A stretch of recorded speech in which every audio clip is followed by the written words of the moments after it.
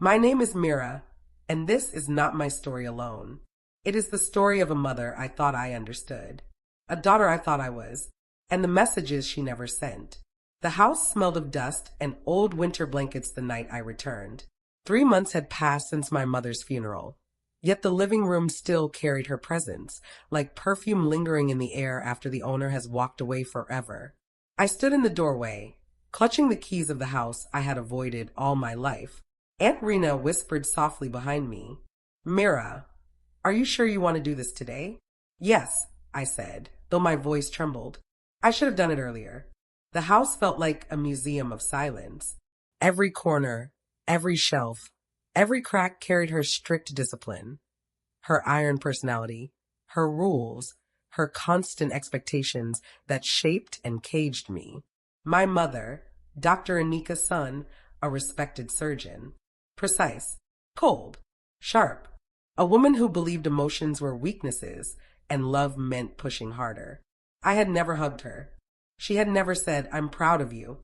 That night, as I walked through her room, I felt like an intruder inside a life I had never been allowed to understand. The bedside table drawer was open. Papers, medical files, and a few letters were scattered. But it was the old silver laptop on the table, dusty, heavy, almost antique, that caught my eye. I sat down, opened the lid. The screen flickered. A password prompt appeared. I sighed. Of course, even her laptop was guarded like her heart. But when I typed my birthday, just for curiosity, the screen unlocked. I froze. She had used my birth date. For the first time in months, I didn't know whether to cry or smile. The desktop was empty except for one folder. Mira for later. My breath hitched. Hands shaking, I opened it. Inside were 37 unsent emails. Drafts. Written to me. None of them were sent. None. The subject lines alone felt like someone gripping my heart. I should have said this earlier. About your first day at school. I watched you from the doorway today. I'm afraid you will hate me one day. I don't know how to be your mother. My eyes blurred. I clicked the first email. Mira, you are 3 today. You laughed at the birds and tried to count them. I wanted to join you, but I was afraid my presence might ruin the beauty of your joy. I don't know why I am like this. I wish you had a different mother. One who knows how to smile without forcing it.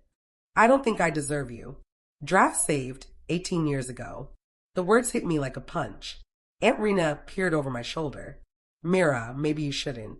I have to, I whispered, because suddenly everything I ever believed about my mother was cracking.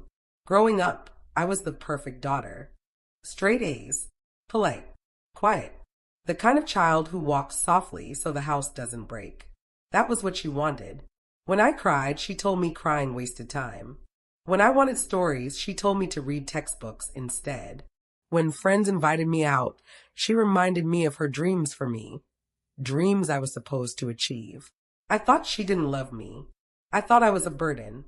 But now these emails hinted at a woman afraid, insecure, hiding behind a wall I never knew existed. The second email was written the day I got accepted into university.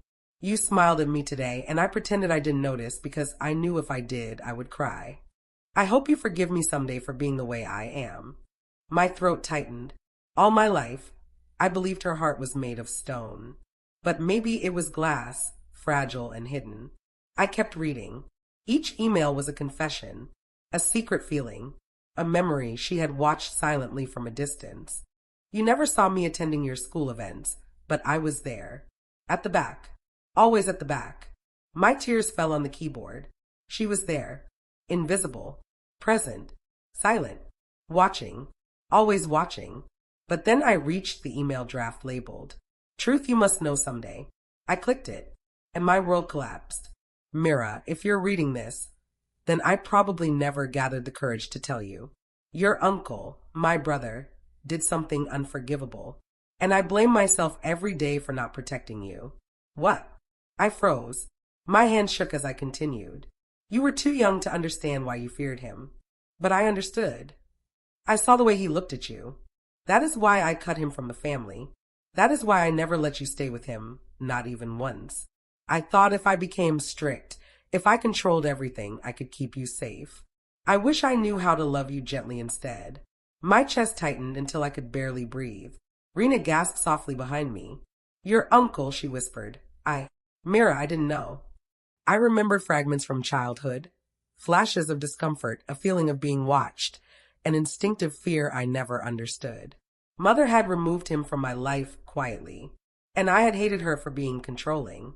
I had no idea she was protecting me from a darkness I couldn't name. The room spun. My heart pounded.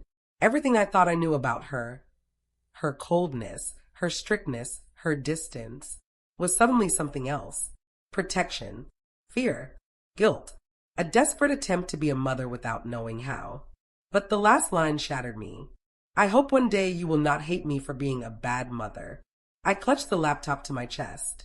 I never hated you, I whispered, voice cracking. I just wanted you. 2 weeks later, as I continued reading her unsent messages, I received a call. A legal notice. A lawsuit.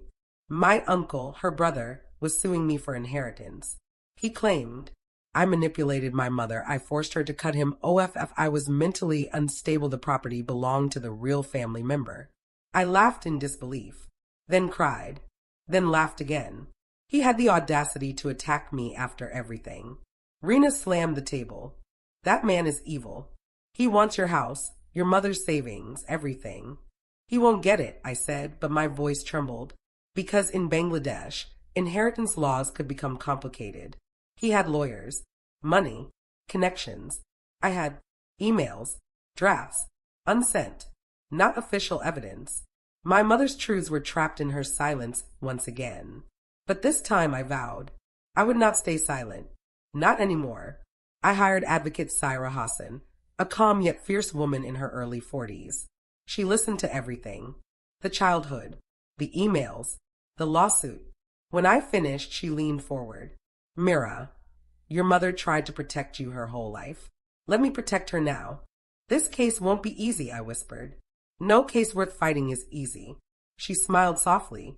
But remember, truth may be delayed, but it never dies. The courtroom was packed. People whispered. Journalists scribbled notes. My uncle stood confidently with his lawyers, pretending to be the grieving brother. I could see the fake sadness in his eyes. When the judge asked for initial statements, his lawyer rose. Your Honor, the defendant, Ms. Mira's son, manipulated a vulnerable widow. She wasn't a widow, I muttered, into isolating herself from her family. We believe Ms. Sun influenced the deceased to cut ties and transfer full property rights to her. People murmured. They painted me as a greedy daughter, a parasite, a liar. Anger simmered inside me. My lawyer stood. My lord, this case is not about property. It is about truth. She glanced at me, and silence. She placed a sealed envelope on the table. These are written records from the deceased mother, not letters of hate, letters of regret, letters of protection. The court buzzed with curiosity. The judge allowed them as preliminary evidence. My uncle's face twitched. For the first time, he looked afraid. That night, I returned home and opened the next unsent email. The subject line read, "What I could never say to your face." I clicked it, and my world softened. Mira, every time I saw you studying late at night, I wanted to tell you to sleep. But I didn't because I thought weakness was contagious. I realize now. I forced you to grow up without comfort. I thought being strong meant being harsh. I was wrong. You deserve softness. I covered my mouth to muffle a sob. My mother was a storm, but inside her was a quiet ache I never saw. As I scrolled down, I froze. There was an email draft dated 2 days after her official time of death. What? My hands trembled as I clicked it. My heart stopped. It wasn't from her. It was from someone else. Ms. Mira, I don't know if you will see this. I found this laptop open in Dr. Anika's room before the ambulance came. She wanted to send you something. She said, not now, later. I saved it. I didn't want it to be lost. Signed. Yes. A name I didn't know. A person I had never heard of. Someone who was with my mother during her last moments. Someone who knew about these emails and didn't reveal themselves. Why? Who were they? Why hide? A fear spread through me, not cold, but sharp. My mother's death suddenly felt incomplete. And so began the unraveling. The courtroom battles, the hidden truths, the secret person who watched over my mother, the messages she never sent, the ones she couldn't send, and the ones she wanted me to find. But I didn't know then that the biggest truth was still waiting. A truth that would break me, rebuild me, and change everything I believed about love and forgiveness. The message from AS kept repeating in my head like a haunting melody. Who was this person? Why were they with my mother in her final hours? Why didn't they contact me directly? I stared at the screen, the cursor blinking as if urging me to uncover what lay beneath the surface. I whispered to myself, A.S., who are you? But answers do not come easily to those who seek truth. Sometimes truth hides behind people, sometimes behind fear, sometimes behind guilt. I closed the laptop, but the heaviness followed me down the hallway. As I reached my mother's bedroom, I sat on her bed, the same bed she slept on alone all these years. The pillow still held a faint imprint, like her soul refused to leave. I lay down for a moment, breathing in her scent, letting memories of silence wash over me. And then I cried, quietly, softly like a child, because grief arrives in waves. And that night the tide was high. Courtrooms have a strange scent, like old paper mixed with ambition. The building feels alive with whispers no one dares to speak aloud. Today was important. Witness examination. My uncle entered with a smirk, adjusting his suit like he was attending a celebration rather than a legal battle. I avoided his eyes. His lawyer started confidently. Your Honor, we would like to call our first witness. Mr. Arif, Senator, he is the brother of the deceased.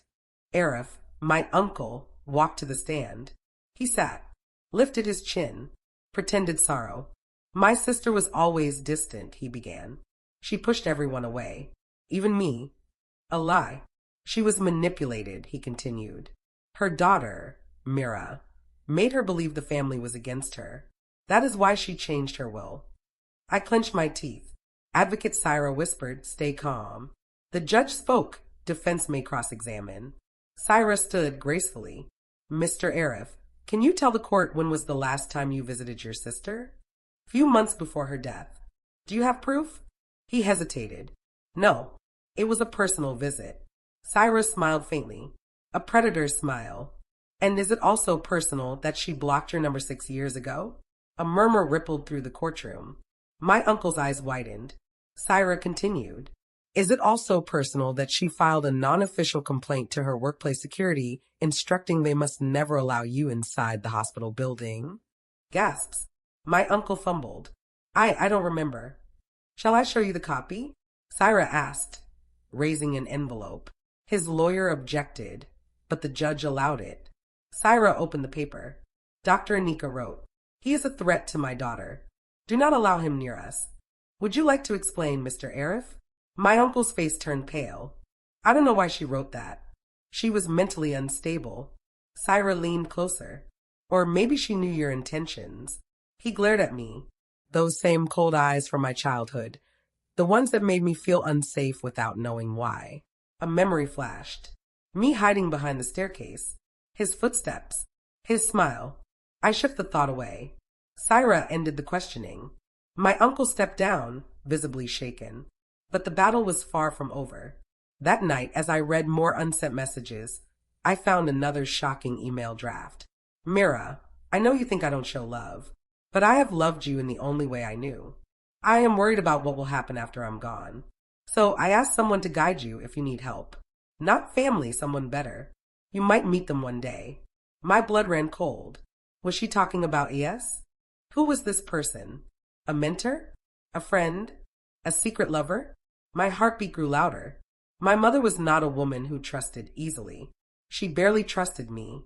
So who could she possibly trust this deeply? 3 days later, I had my answer. It was raining heavily. Thunder rattled the windows. I sat on the living room floor surrounded by old files.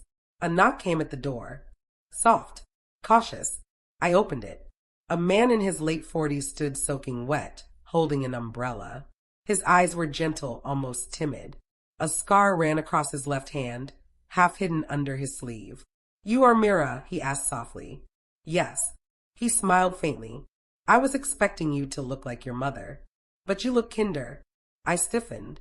Who are you? He hesitated. Then he said the name that had haunted me for nights. My name is Ayan Shafi. Yes. A chill ran through me. You are AS from the email? He nodded. I was with your mother the day she... His voice cracked. The day she collapsed. I stepped back, nerves rising. Why didn't you reach out sooner? Because she asked me not to, he said quietly. My breath stopped. What do you mean? He lowered his eyes. Dr. Anika said you would come find me only when you were ready to know everything. My heartbeat thundered in my ears. Ready? Ready for what? He handed me a small brown envelope. She told me to give you this. My hands trembled as I took it. He turned to leave. Wait, I said. He paused. Who were you to my mother? The question hung in the air like a blade waiting to fall. He exhaled deeply. I was the only person she ever trusted. Then he walked away into the rain, disappearing like a ghost returning to the shadows he came from. I closed the door and sat on the floor, staring at the envelope with my name written in her handwriting. My chest tightened. My mother rarely wrote my name. Seeing it felt like being hugged for the first time. I opened it. Inside was a letter. A long one. Her handwriting shaky, bold strokes softened with age. I read it slowly. Mira, if this letter reaches you, I am no longer there to explain myself. My vision blurred. I want you to know that I am proud of you. Not for your achievements. Not for your discipline. Not for the dreams you fulfilled. I am proud of you simply for surviving me. I broke into tears. She continued. I made mistakes, many. I built walls instead of bridges. I protected you with fear when I should have protected you with love. I am sorry. 2 words I never heard from her. Ever. And now I must tell you something difficult. I braced myself. Your father did not leave us. I pushed him away. My heart stopped. He wanted a soft family, a warm home. I could not give that. Tears blurred the page. But there is more. The next sentence made me drop the letter. He was not your biological father. The room spun violently. I pressed my hand to my chest. What? I forced myself to read the rest. The man who gave you life was a mistake. A moment of confusion, fear, and loneliness. I never told him about you. I never told anyone except one person, Ayan. I froze. Ayan. Yes, the man who visited me. My mother continued. Ayan knew the truth. He helped me when I was pregnant. He supported me quietly, from a distance, like a shadow. He is not your father, but he is the only man who ever stood by me without wanting anything in return. A fresh wave of tears burst through. My chest tightened until I felt faint. I read the final lines. I know you will be angry. I know you will hurt. But children must know their roots, even if the truth is bitter. Forgive me one day. Her signature ended the letter. Simple, clean, cold, just like her. But the words were warm. Warmer than anything she ever spoke aloud. I lay on the floor for a long time, the letter clutched in my hand. My mind spiraled. The man I called father wasn't. My uncle had threatened me when I was a child. My mother fought alone for years. I knew everything. And I was living in a shadow of a truth I never imagined. Who was I? What was I? A daughter? A mistake? A secret? I covered my face. Why didn't you tell me? I whispered to the empty room. But silence was the only answer. The next morning, I went to find Ayan. He lived in a small, simple apartment. Books everywhere. Medical magazines. Old photographs. He opened the door with a soft smile. I knew you'd come. I stepped inside. Why didn't you tell me the truth? I asked, voice shaking. Because it wasn't my truth to tell. So you knew everything? He nodded. I knew your mother when she was young. I saw her drown in expectations. I saw her break. I saw her rebuild herself with iron. His eyes softened, and I saw her love you in silence. I blinked back tears. Did she love me? He placed a hand over his heart. More than her own heartbeat. I covered my mouth. It was too much. Too much pain. Too much truth. Too much love discovered too late. Before I left, I asked the question that had been burning inside me. Do you know who my real father is? I unfroze. His silence told me everything. You know, I whispered. He turned away. Your mother begged me never to reveal him. Why? Because he is someone who could destroy you. My stomach dropped. Who is he? Ian shook his head. I cannot tell you. Please. He looked at me with eyes full of conflict. Then he said a name, and that name shattered me so violently that my legs gave out beneath me. The truth was darker than I ever imagined. That name would become the center of everything. The courtroom battles, the inheritance war, the emotional storm waiting to break me, and the final message she never sent. Everything connected, every silence, every fear, every regret. And I was about to step into the deepest truth of all. Ian's voice trembled as he spoke the name. I felt the world collapse into silence. No sound, no breath, no heartbeat. Just a ringing in my ears, sharp and cruel. I whispered, "Say it again." He hesitated, pain visible in his eyes. "Arif's son, your mother's brother. Your uncle." My blood turned to ice. "No," my voice was barely audible. "No, that's not possible." Ian swallowed. "I am so sorry." My legs went numb.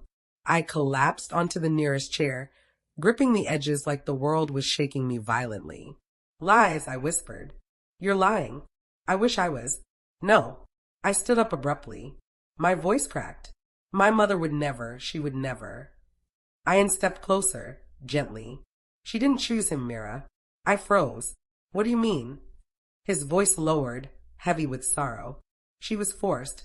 My throat dried up. I could barely breathe. Ian continued. "She was young. Your grandparents favored him over her.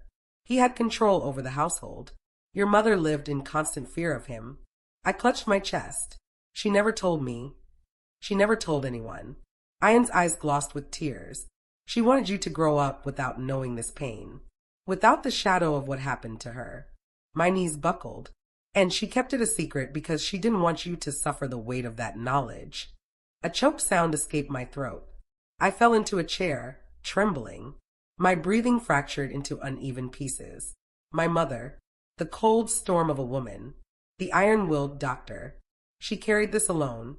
She lived with this. She protected me from the same monster. Who? I covered my mouth. A scream crawled up my throat, but never came out. I ran out of Ian's apartment, down the stairs, into the street. Rain poured, soaking me instantly. But I couldn't feel anything, not the cold, not the water, not the world. I stumbled to a bench under a street lamp and collapsed. Everything spun. My uncle, my mother's silence, my stolen identity, my entire existence born out of her trauma. I cried until my chest felt hollow, until breathing felt like a punishment. A woman passing by approached me with concern. "Are you okay?" I shook my head, unable to speak. She placed a hand on my shoulder. "Then just breathe, child. Just breathe." But I couldn't, because how does a daughter breathe when her entire life was built on a mother's pain? The next morning, I woke up in my own bed, fully drenched clothes tossed across the room. I didn't remember how I returned home. A knock came at my door. Aunt Rena entered, looking worried. "Mira, Syra told me you missed today's meeting. What happened?" I couldn't look at her. "Auntie," my voice cracked. "Did you know anything about my uncle? About his behavior?" She froze. Then slowly, her eyes filled with a deep sadness. "I suspected," she whispered. My heart dropped. "You knew." "No," she corrected quickly. "I didn't know. If I had known, I would have burned the whole world to protect you. But Arif always had a darkness in him, and your mother feared him. Why didn't she tell me?" "Because she loved you." Rena stroked my hair gently. "She wanted you to grow up without that stain on your soul." I burst into tears and hugged her. She held me tightly, whispering, "You are not your birth. You are not his sin. You are your mother's courage." Her words wrapped around me like a fragile warmth. I walked into the courtroom that day with fire in my veins. My uncle looked at me with arrogance, unaware of the truth now burning inside me. Advocate Syra noticed my stance. "Mira, what happened?" I handed her the letter. Her eyes widened. "Oh my God, can we use it?" I whispered. She placed a hand on my shoulder. "We will use whatever protects you. But you must be ready for the storm." The judge entered. The session began. Uncle's lawyer stood confidently. We would like to proceed with proving the will was manipulated. Syra rose slowly. Your Honor, the defense would like to request a sealed, private session before presenting sensitive evidence. The judge frowned. On what grounds? On grounds of protecting the dignity of the deceased and preventing psychological harm to the defendant. People in the courtroom murmured. My uncle smirked. She is bluffing. She has nothing. Syra lifted the sealed envelope. I have the truth. The judge allowed a sealed session. The courtroom emptied. Only the judge, the lawyers, my uncle, and I remained. Syra opened the envelope slowly, deliberately. Inside was my mother's letter. She read it aloud. My uncle's face twisted. His breath hitched when she reached the part about him and me and what he did. His face turned white like ash. He shouted, lies, lies. She hated me. She made this up to ruin me. The judge raised a hand sharply. Silence. Syra spoke calmly. Your Honor, we also have Dr. Anika's security complaints and hospital records showing she asked for this man to be banned. The judge examined the documents intensely. And this letter, Syra continued, was written during her final days. It is not a forgery. It was on her personal laptop, locked, undisturbed, and saved automatically by her system. The judge's expression hardened. My uncle trembled. This cannot be, he muttered. Syra stepped closer to him. You dared to come for her daughter, the very daughter you traumatized her entire life without her realizing why. She looked him dead in the eyes. You deserve to rot. He slammed his hand against the table. I want a DNA test. The room fell silent. My body froze. The judge frowned. On what grounds? Uncle grinned wickedly. She claims I'm dangerous? Let's prove there's no connection between us. My heart sank. He was planning to weaponize the truth. But Syra stepped forward. We welcome the DNA test. I snapped my head toward her. What? She whispered. If we deny it, he will paint us as liars. If we accept it, the truth will bury him forever. My hands trembled. But the truth. She held my shoulders. Mira, you are not the shame. You are not the sin.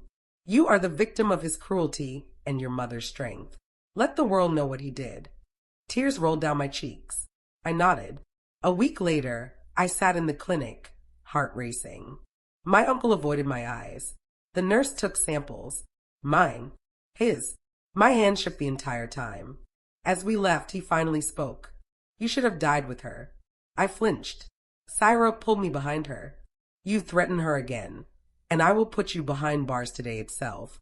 He smirked. This isn't over. But in his eyes, I saw fear. Real fear. He knew the truth could end him. That night, I opened my mother's laptop again. One final email draft blinked at me. I clicked it with shaking fingers.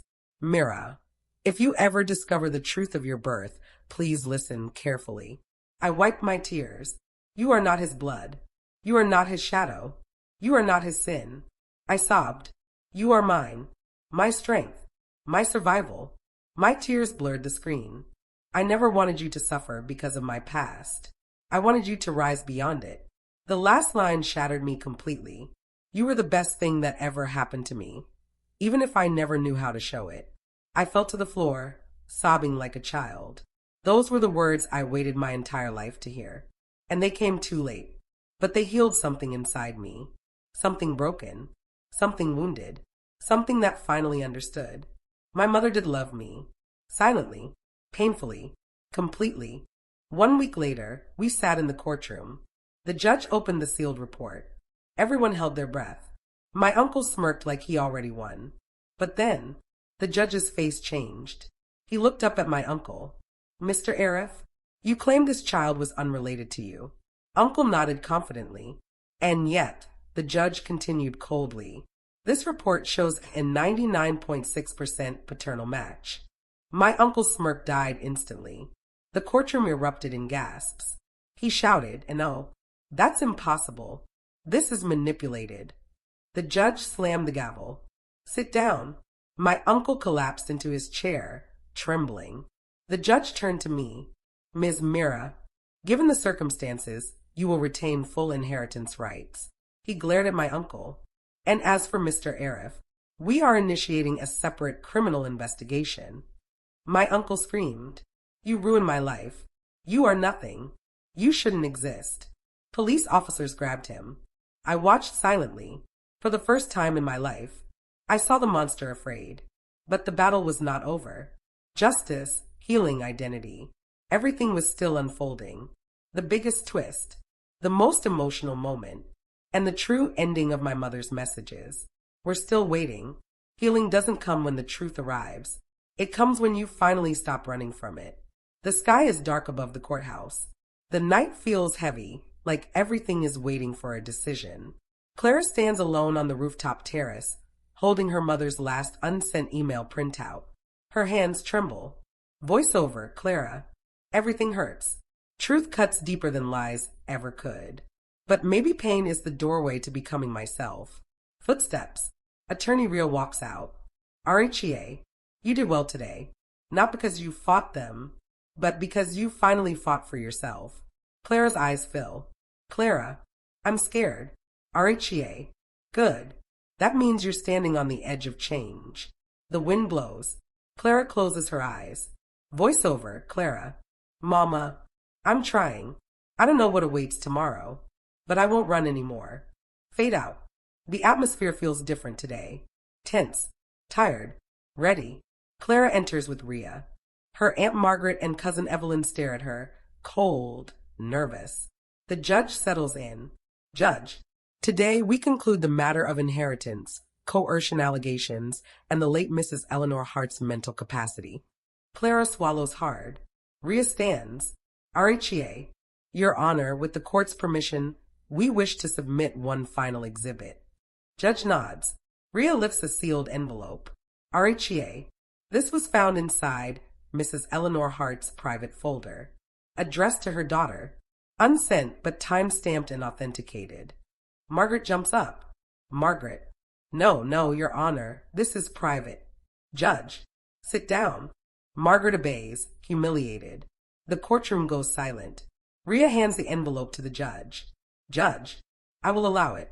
Read it aloud. Clara's breath shakes. Ria opens the letter. Ria reads, RHEA reading. My Clara, I hope someday you read this, though I never had the courage to send it. I see you moving around the house with fear in your eyes. And I know, I am the reason. Parents should be shelters, but sometimes we become storms. Clara's lips tremble. Ria continues, RHEA, your aunt tells me you should be stronger, stricter, firmer. But I see the softness in you, and I fear the world will break it. So I hardened you first. I thought I was helping, but I was wrong. Margaret shifts uncomfortably. RHEA, if you someday find this, I want you to know, I have always been proud of you, proud of every breath you take. You are not fragile. I was just afraid. Afraid you would not need me. Afraid you would grow into your own person. And leave me behind, asterisk. Clara covers her mouth, crying silently. RHEA, I never stopped loving you. I only stopped showing it the right way. Your mother, Eleanor. Silence. The quiet kind that breaks you first, and then heals you. The judge removes his glasses, emotional. Judge, this letter indicates full cognitive clarity. Mrs. Hart understood her choices. The handwritten will stands. Evelyn panics. Evelyn. No, that can't be.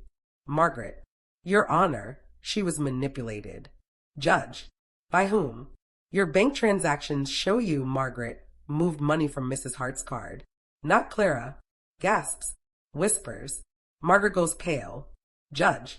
We will begin a separate investigation on financial exploitation. Margaret collapses in her chair. Clara watches without hatred, just sadness. Judge. In conclusion, all inheritable assets return to the rightful heir, Clara Hart. The gavel strikes. A chapter ends. A new one breathes. Margaret storms toward Clara. Margaret, you think you've won? You know nothing about your mother. Clara raises a hand, stopping her. Clara, no, I know everything now, including what you tried to take. Margaret's face burns with anger and shame. Clara, soft. And I forgive you. but I won't let you near my mother's memory again. Margaret stiffens, then walks away. Evelyn avoids Clara's eyes. When the hallway empties, Clara finally breathes. Reporters flash cameras. Rhea places a protective arm around Clara. RHEA, you don't owe anyone an interview. Not today. Clara nods. Clara, Rhea, thank you for everything. RHEA, just promise me one thing. Don't disappear into your grief again. Clara smiles faintly. Clara, I won't. B. I think. I'm ready to live now. Rhea squeezes her shoulder. RHEA. Good. The world needs women like you. Clara enters her mother's room for the first time since the trial ended. The air feels warmer now. Softer. She sits at the old laptop. Opens the folder. Letters I never sent. One last draft sits at the bottom. A file dated 1 week before Eleanor died. Clara opens it slowly. The email fills the screen. The typing cursor blinks. It reads, Subject, for the day you finally see yourself. Clara's throat tightens. Voiceover, Eleanor. My Clara, if you are reading this, I am no longer beside you. But I hope today you look in the mirror differently. Not as my daughter, not as a failure, but as the woman you were always meant to be. I see your strength. I wish I had told you sooner. Love, forever. Your mother. A single tear falls onto the keyboard. Clara smiles through it. Clara whispers, Thank you, Mama. Clara walks outside with a small wooden box. She kneels alone under the tree where her mother used to sit. She opens the box. Inside are a childhood photograph, a lock of her mother's hair, Eleanor's favorite fountain pen, a printed copy of the last email. Clara buries the box gently into the earth. Clara, I'm letting go. Not of you, but of the pain. She covers the soil with her hands. The wind sweeps through the leaves, soft and warm. Voiceover, Clara. Forgiveness isn't about accepting what happened. It's choosing to no longer let it shape who you become. A fresh space, new beginnings. Clara hangs a photo she took years ago of her mother smiling, unknowingly, from a distance. Rhea visits, holding 2 cups of tea. RHEA, settling in. Clara, smiles, learning. Rhea sits. RHEA, you could help other women like you. Start something. Clara, like what? Rhea shrugs. RHEA, a foundation, a support group, a voice. Clara looks thoughtful. Clara, maybe that's what she wanted me to become. Rhea nods knowingly. A banner hangs. The messages we send. Healing workshops for women. Founded by Clara Hart. Clara stands in front of a small group of women. Young, middle-aged, elderly. She smiles gently. Clara, welcome. I started this group because I spent most of my life not understanding my mother, and even longer not understanding myself. The women listen closely. Clara, my mother left me messages she never got to send. Maybe you have messages too.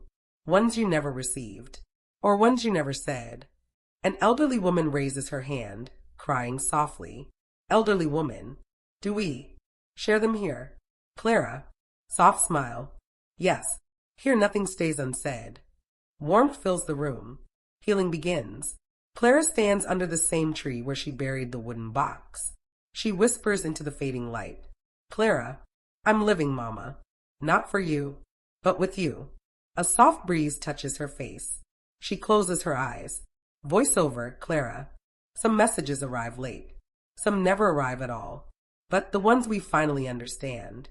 They save us. Fade out.